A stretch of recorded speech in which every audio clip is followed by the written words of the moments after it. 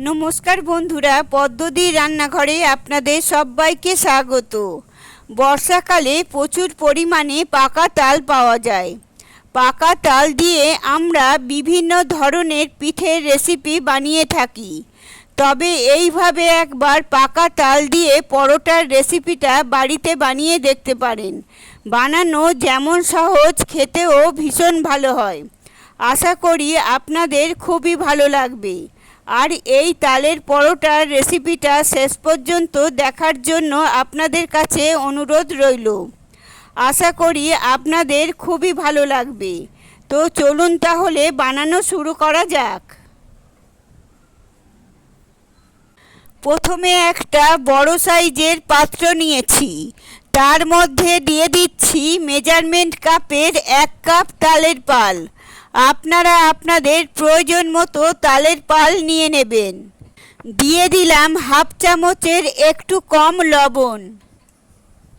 আর আমি দিয়ে দিচ্ছি 5 চামচের মতো চিনির গুঁড়ো।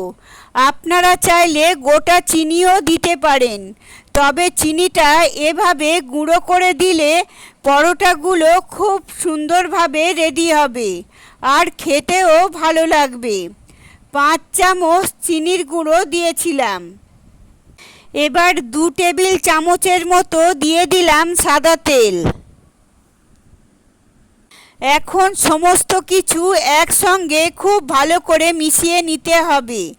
আর চিনির গুঁড়োগুলো মেল্ট হওয়ার জন্য অপেক্ষা করতে হবে।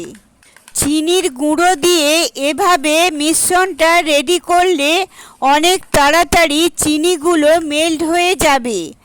এতে পরোটাটাও অনেক তাড়াতাড়ি রেডি করা যাবে। খুব ভালোভাবে মেশানো হয়ে গেছে। চিনির গুঁড়োগুলো মেল্ট হয়ে গেছে। এবার আমি কিছুটা পরিমাণ ময়দা দিয়ে দিচ্ছি।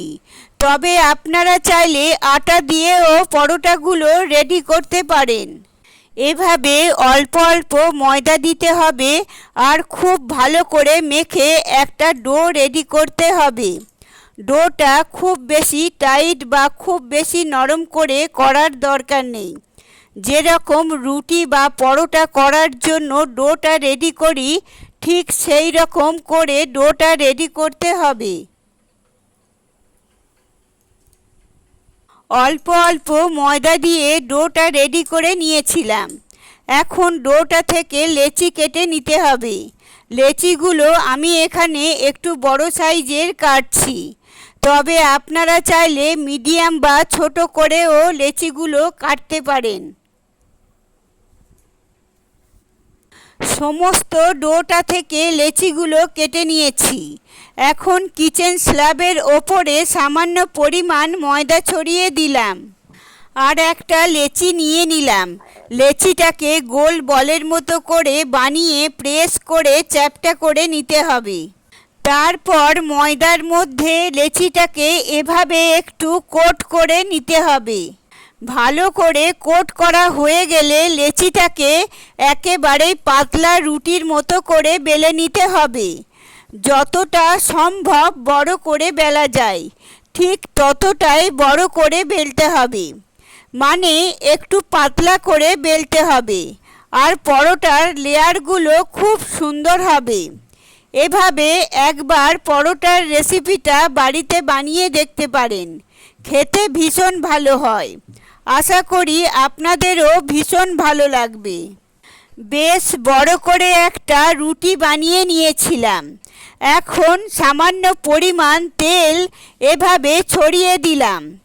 তারপর হাত দিয়ে ভালো করে ব্রাশ করে নিতে হবে। তেলটা খুব ভালো করে ছড়িয়ে নেওয়ার পরে এখন সামান্য পরিমাণ ময়দা বা আটা ছড়িয়ে নিতে হবে। আর এভাবে ছড়িয়ে নিতে হবে। যেহেতু আমি ময়দা দিয়ে পরোটাগুলো রেডি করছি, তাই ময়দা ছড়িয়ে দিলাম। ময়দাটা খুব ভালো করে ছড়িয়ে নেওয়ার পরে এভাবে একটা সাইড ফোল্ড করে নিলাম। উল্টো দিকটাকেও একইভাবে ফোল্ড করে নিতে হবে। তারপর লম্বা হয়ে যাওয়ার পর এভাবে আবারও ফোল্ড করে নিতে হবে। এতে পরোটার লেয়ারগুলো খুব সুন্দর হবে আর পরোটা দেখতেও ভালো লাগবে। এরকম একটু চৌকো শেপ দিয়ে দিলাম। তারপরে পরোটাটাকে চৌকো শেপে বেলে নিতে হবে। আমি এখানে চৌকো পরোটা বানাচ্ছি, আপনারা চাইলে চিকন পরোটা বানাতে পারেন বা গোল করেও পরোটা বানাতে পারেন। ভালো করে এইভাবে আলতু হাতে পরোটাটা বেলে নিয়েছিলাম। পরোটাটা একেবারেই রেডি হয়ে গেছে, এবার ভেজে নেব। একটা তাওয়াকে গ্যাসের ওভেনের ওপরে বসিয়ে ভালো করে গরম করে নিয়েছিলাম। একটা পরোটা আমি তাওয়ার ওপরে দিয়ে দিলাম। এবার উল্টে পাল্টে দুটো দিকে শুকনো খোলায় একটু ভেজে নিতে হবে।